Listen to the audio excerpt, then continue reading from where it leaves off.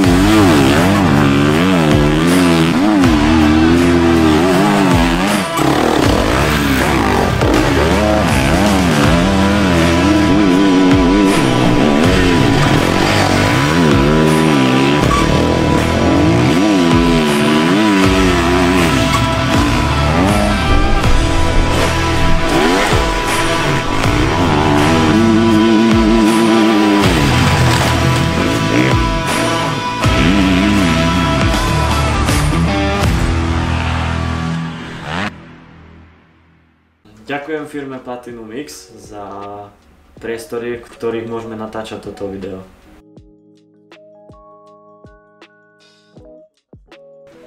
Študuješ, pracuješ alebo podnikáš? Pracujem a aj podnikám s autami. Predávam auta, kupujem ich zo zahraničia a snažím sa to tu predať so ziskom. Hlavne. Ty máš aj tepovanie, nie? A mal som aj tepovanie auta. To už nemáš? A to som všetko popredal, lebo chcel som sa venovať 100% motorke, čiže išiel som jednoduchšou cestou. Ale však si študoval, nie? Nedávno ešte. No, pred 2 rokmi som zmaturoval na ekonomickej. A nešiel si na výšku? Nie. Nie? Ja, že si išiel na výšku. Aha. Chcel som si, ako mám taký plán, že spraviť si trénerstvo a prvý stupeň trénerstva na výške niekde, ale keď bude na to čas a chuť. A čo vlastne robíš? Akože vravel si, že okolo tých aut? Robím servisného technika na také stroje a opravujem ich. V kuse som sa, vždy ma to bavilo sa montovať vo veciach a aj motory rozoberať, všetko, čo sa dalo rozobrať, nikdy som to nevedel poskladať, ale tak som dostal ponuku vlastne od známeho, že mám ísť semka s ním. A tak som to neváhal a zobral som to akože, ale pomimo si vlastne robím aj ešte svoje veci. Ako si sa dostal ku motorkám, v akom veku a aká bola tvoja prvá motorka?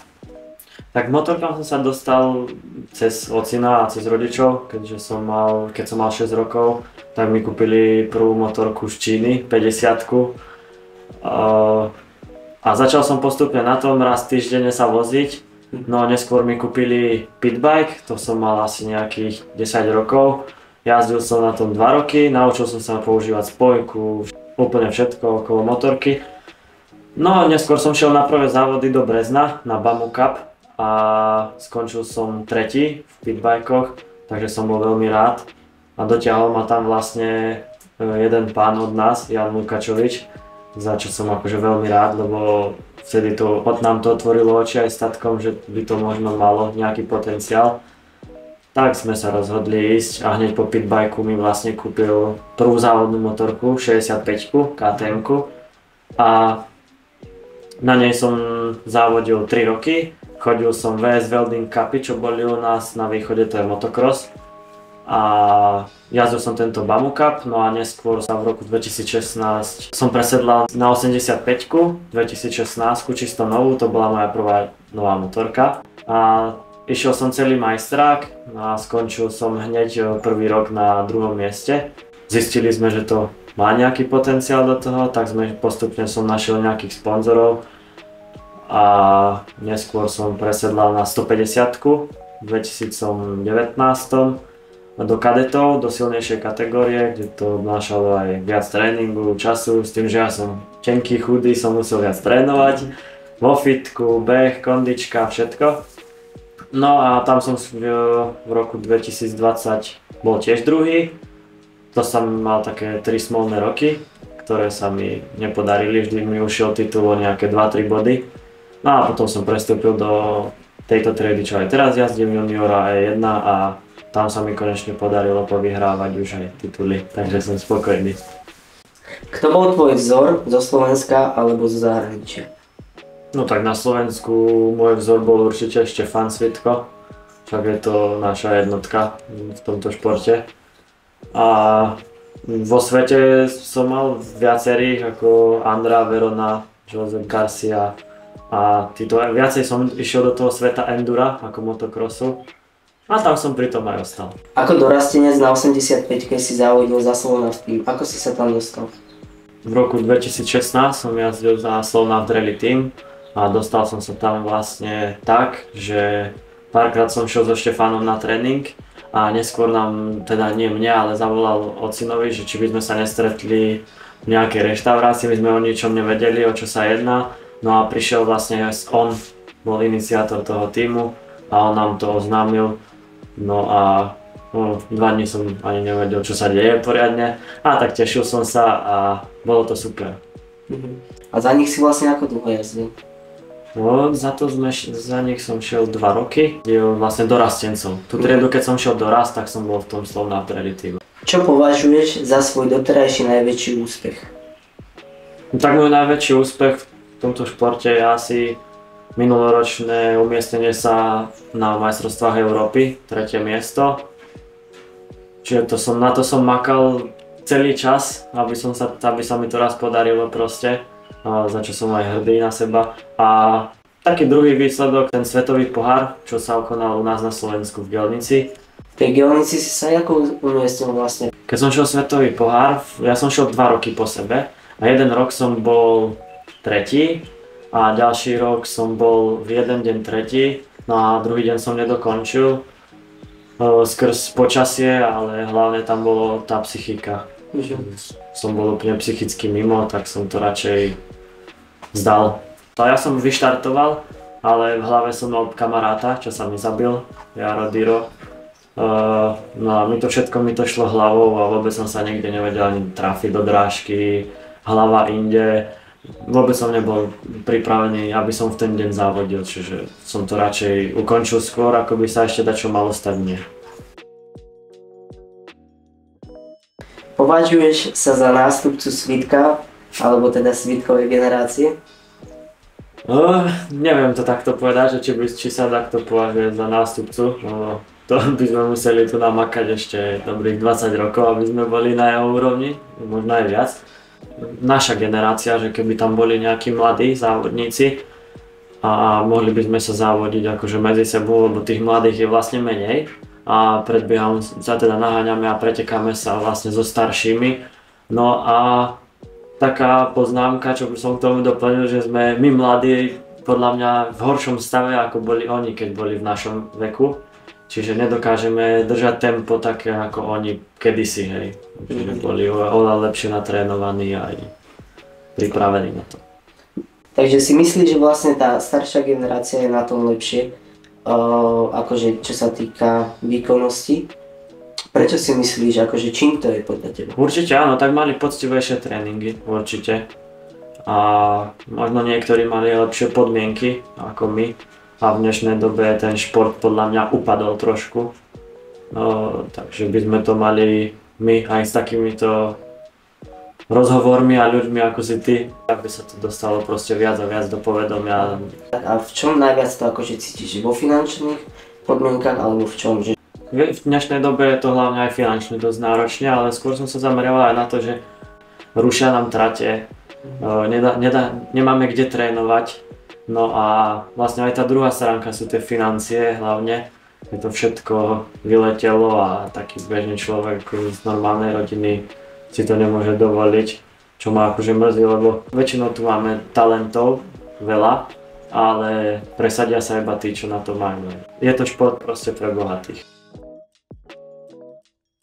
Uvažoval si niekedy nad tým, že by si prestúpil na motocross? Uvažoval som nad tým, však keď som bol malý, tak som na 65-ke jazdil hlavne motocrossy, ja som vôbec nevedel, že čo je enduro a country cross. Vždy ma lákali akože skoky. No a neskôr som dostal chuť na to enduro, ale som sa dostal nejak k tomu cez našich jazdcov v dedine. No a sa mi to veľa viac zapáčilo a už by som vôbec neriešil prestup do motocrossu. Už by som ostal pri tomto, alebo ma to baví a je to taká väčšia sloboda to enduro ako motocross. Ako vyzerá tvoj bežný deň? V decembri sa to veľmi zmenilo. Vstávam pekne na 5:30 do roboty. V robote som do 2:00, do 3:00, ako kedy. Ako si ja urobím, ako sa ja ponáhľam.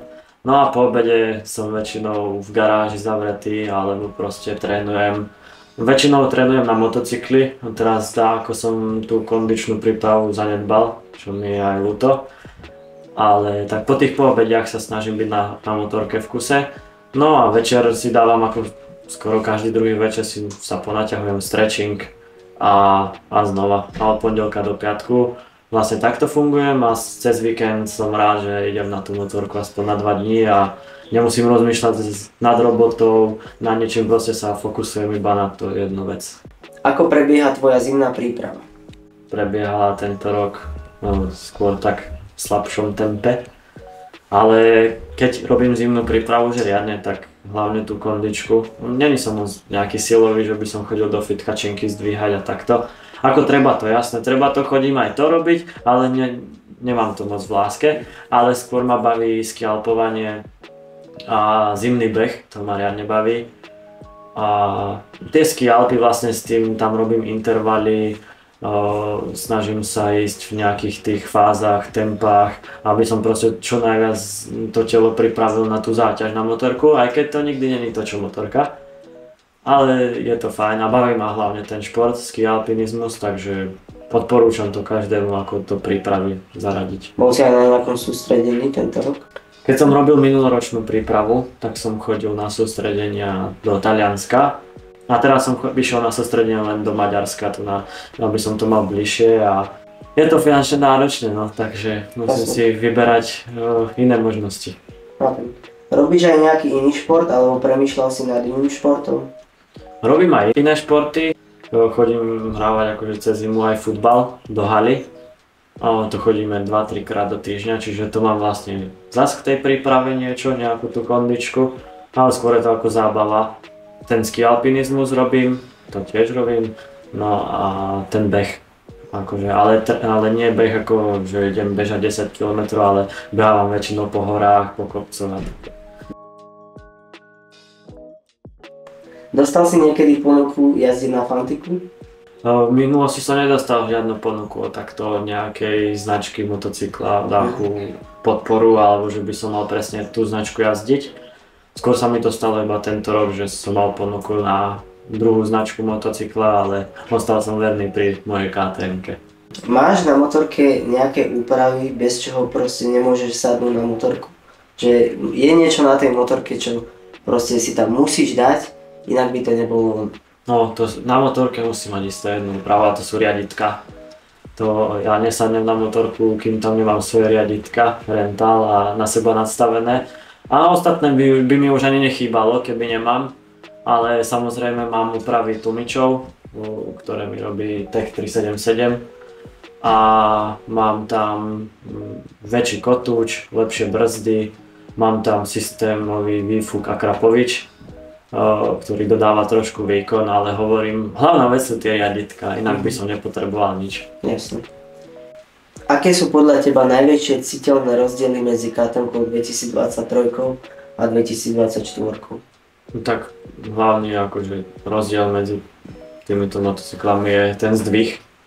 Je to vyššie, je tam iné pérovanie, vrátili sa vlastne k starému pérovaniu cez dve komory. A čo sa týka motorického výkonu, tak je isto 2024 plynulejšia a príde mi silnejšia zo spodných otáčok. Čiže tieto rozdiely sú asi také hlavné. A čo posed? Sedí ti viac tento posed na 2024 alebo na 2023, keď ti vyhovoval? Kým som si zvykol na 2024, tak to trvalo s tým posedom. Sedel mi viac posed 2023. Treba sa nám zvyknúť, no. Je to hlavne veľká zmena po 3 rokoch, alebo po 4, takže... Enduro alebo country cross? Enduro. Lúka alebo hora? Lúka. Steak alebo rezeň? Steak. KTM alebo Fantik? KTM. Sucho alebo mokro? Mokro. Brezno alebo gelnica? Brezno. Blondinky alebo tmavovlasy? Tmavovlasy. Dobre. No počkaj, ale ako tmavovlasé a tvoja baba je ale blondínka. Ja viem, ale prefarbila sa pred 2 dňami, vieš.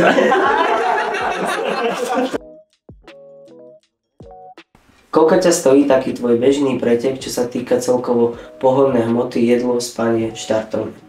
No tak pohybuje sa to rôzne. Asi na Slovensku to je lacnejšie na tie majstráky, ako keď som šiel na Európu. Európa má stála nejakých tých 1200 € jedna.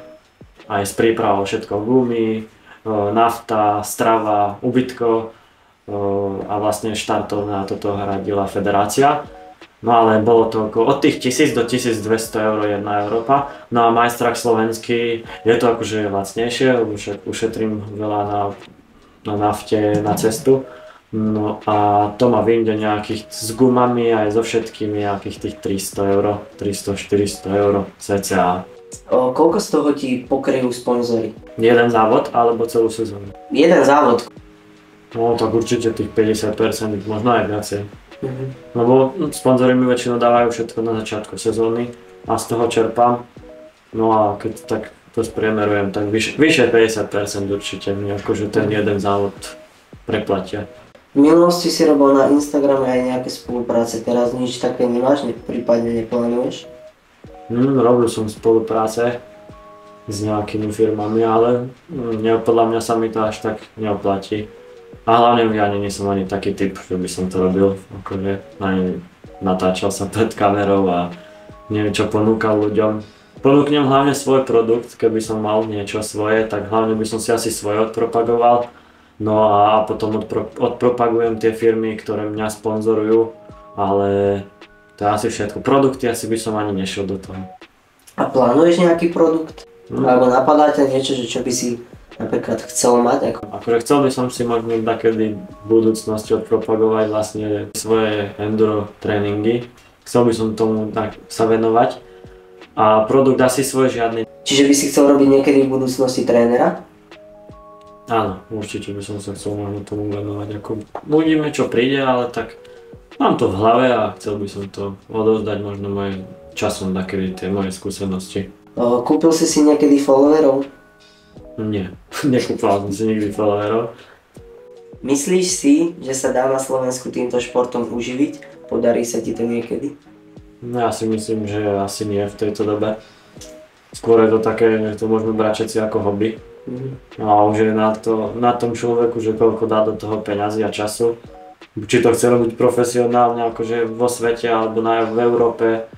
To už asi skôr na každého, a na Slovensku pochybujem, že sa s tým akože dá uživiť, že by si niečo vybudoval sám. Ako nehovorím, že nie, ale... Je chyba pára, čo? No, asi tak. Kedy bude svadba? No kedy? Preto som sa pýtal na tú svadbu, lebo mi príde, že si dosť mladý, akože čo sa týka tejto doby, na to, že si zasnúbený, vieš?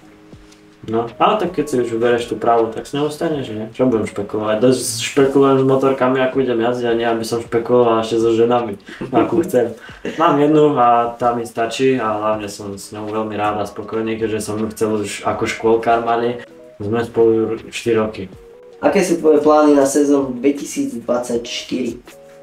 No tak moje plány sú ako vždy odjazdiť majstrovstvá Slovenska a získal som jedného nemeckého sponzora, VMAP, a tak by som sa chcel tam ukázať na tom ADAC Enduro, čo býva v Nemecku, ale to budem štartovať 1-2 závody, akože len tak, aby Sa prísť ukázať. Áno, áno. Keďže už ma podporuje, tak proste taká vďaka za to, že sa mu ukážem vlastne v tej jeho krajine.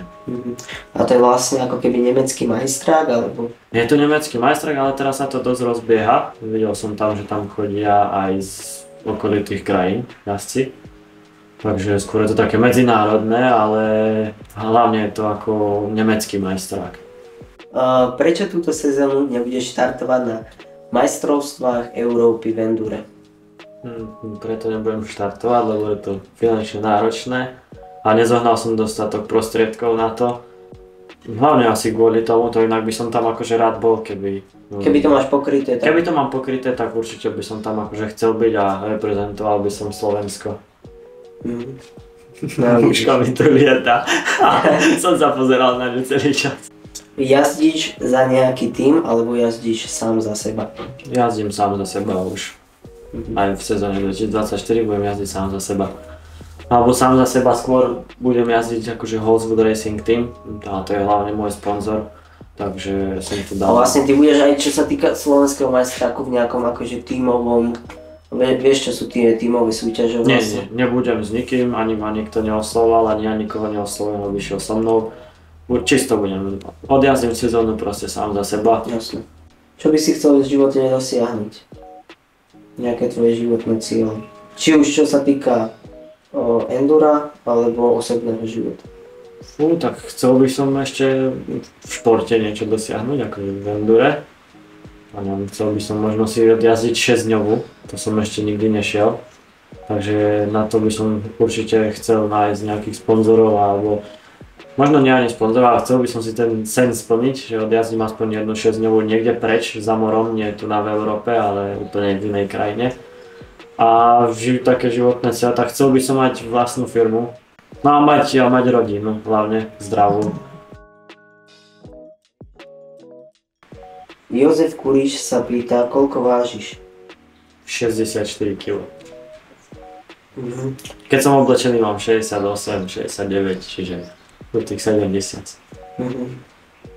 Robčo 234, a.k.a. centrovanie kolies sa pýta, či si mal niekedy problémy s kolesami, prípadne ako si to riešil? Tak problémy som mal asi iba to, že som mal vybité ložiska v kolesách a to riešim sám, alebo môj mechanik, čo u nás v dedine, tak on mi to vyrieši a inak som nemal asi nič, že by som to musel centrovať. Vždy to po sezóne predám, takže už si to rieši asi druhý majiteľ, keď je to krivé.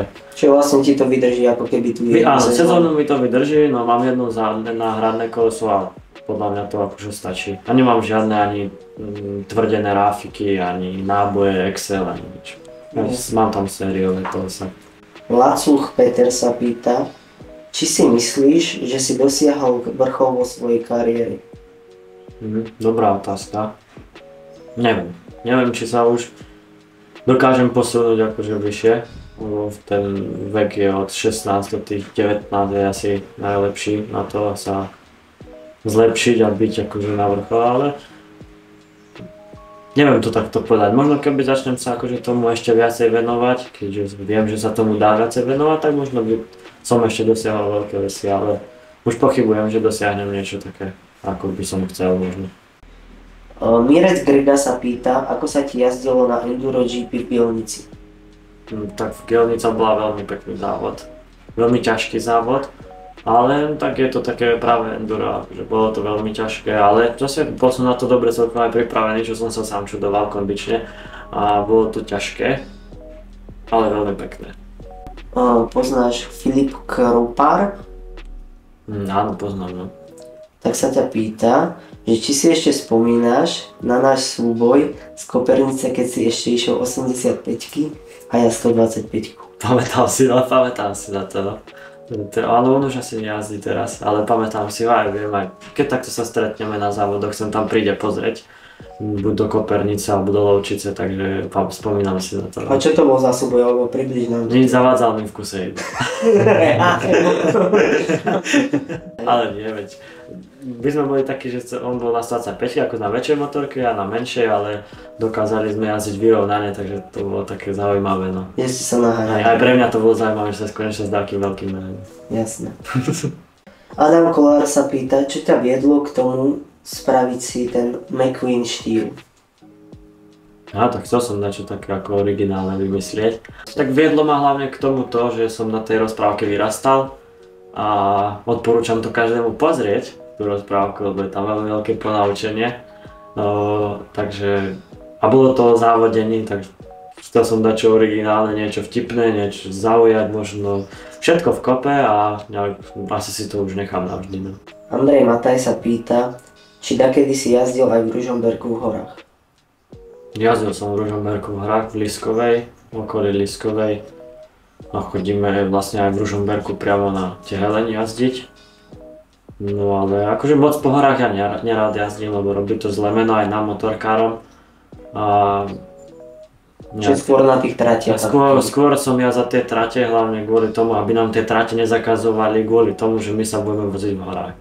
Ale ako bol som jasne, že každý sa bol previesť v hore a bol som aj tak v okolí Ružomberka.